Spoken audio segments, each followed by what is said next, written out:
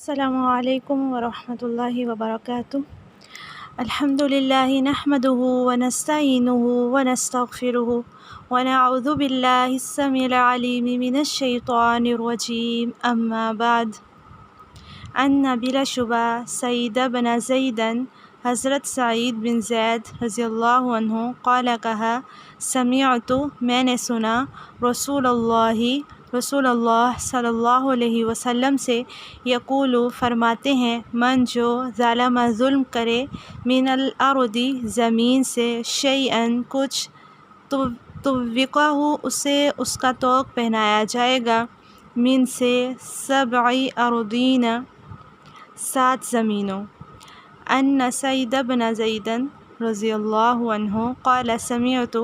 رسول اللہ صلی اللہ علیہ وسلم یقول من ظلم من الارض شیئا طوقہ من 7 ارضین۔ بلا شبہ حضرت سعید بن زید بیان کرتے ہیں کہ میں نے رسول اللہ صلی اللہ علیہ وسلم سے سنا، آپ فرماتے ہیں کہ جو کوئی کچھ زمین یعنی زمین کا کچھ ٹکڑا ظلم سے چھین لے تو 7 زمینوں کا طوق قیامت کے دن اس کے گلے میں ڈالا جائے گا۔ استغفر اللہ۔ آج کی سوسائٹی اور آج کے جو حالات ہیں اس پہ یہ حدیث جو ہے سمجھنے اور بیان کرنے کی بہت زیادہ ضرورت ہے۔ ہمارے ہاں ہم دیکھتے ہیں کہ جائیداد کی وجہ سے جو ہے وہ کتنے جھگڑے اور فساد برپا ہو رہے ہیں، یہاں تک کہ جو سگے رشتے ہیں انتہائی قریب کے، ایون بہن بھائی یا والد یا والدہ ہیں یا چچا تائے ہیں، تو انہیں اس بنا پر جو ہے وہ ایک دوسرے کو قتل تک کر دیا جاتا ہے، اور صرف یہ کہ زمین جو ہے، جائیداد جو ہے وہ میرے نام ہو جائے اور میں جو ہے اس سے فائدہ اٹھا لوں۔ ابھی پچھلے دنوں ہی ایک واقعہ بہت ہی حیران کن اور عجیب قسم کا تھا کہ جس نے سب کے رونگٹے کھڑے کر دیے کہ انسان اتنا مال کا حریص بھی ہو سکتا ہے، جس میں دکھایا گیا تھا کہ ایک والد جو ہیں وہ وفات پا جاتے ہیں اور انہیں قبر کے اندر اتارا جا رہا ہے، اور ان کا جو بیٹا ہے وہ کہتا ہے کہ مجھے اب آخری بار جو اپنے والد کو دیکھ لینے دیجیے، مل لینے دیجیے، تو وہ قبر میں اترتا ہے، اور وہاں پر جو ہے قبر میں جا کر وہ کچھ پیجز اس کے ہاتھ میں ہوتے ہیں، کچھ ایسے لیٹرز جس کے اوپر وہ اپنے والد کا انگوٹھا لگوا کے اس کے تحت جو ہے وہ کچھ جائیداد کو اپنے نام کرنے کی کوشش کرتا ہے۔ اور کیا ہوتا ہے، آگے والی بات اتنی حیران کن ہے کہ وہ پیج بھی نکال چکا ہوتا ہے اور اپنے والد کے ہاتھ پہ بھی پیڈ سے انک لگا چکا ہوتا ہے، صرف والد کا انگوٹھا ہوتا ہے جو پیج پہ لگنا باقی ہوتا ہے کہ جو شخص جو ان کا بیٹا ہوتا ہے اس کی وہاں پہ جان قبض ہو جاتی ہے۔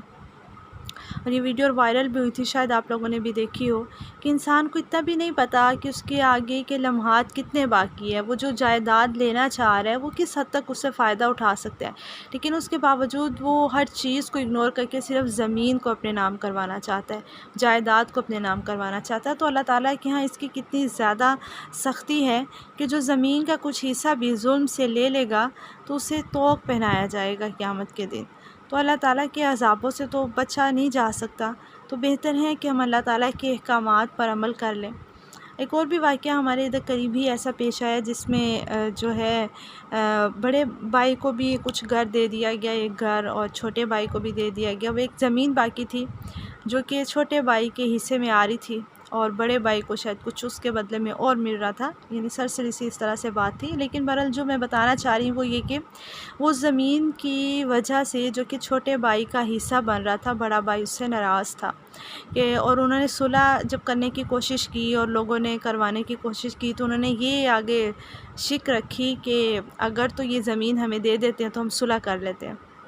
اور یہاں پر چھوٹے بھائی نے جو ہے وہ اللہ کی رضا کے لیے، اور صرف یہ کہ قطع رحمی نہ ہو، یقیناً ان کے دل میں اللہ کا خوف تھا، انہوں نے اس زمین کو جو ان کے نام کی تھی، ان کے حصے کی تھی، انہوں نے ان کو صرف جو ہے وہ اس لیے کہ قطع تعلقی نہ ہو، صلہ رحمی کو قائم رکھنے کے لیے انہوں نے اس زمین کو اپنے بڑے بھائی کو دے دیا۔ تو مجھے سن کے بھی بہت زیادہ اچھا بھی لگا، اور بڑا اچھا لگا یہ کہ ابھی بھی ایسے لوگ موجود ہیں جو حرص نہیں رکھتے مالوں کی، لیکن وہ رشتوں کو بچانا چاہتے ہیں اللہ تعالیٰ کی خاطر۔ اللہ تعالیٰ ان کی اس نیکی کو قبول فرمائے اور ان کو بہت سا رزق دیں۔ تو یہ چیزیں بہت زیادہ سمجھنے کی ضرورت ہے،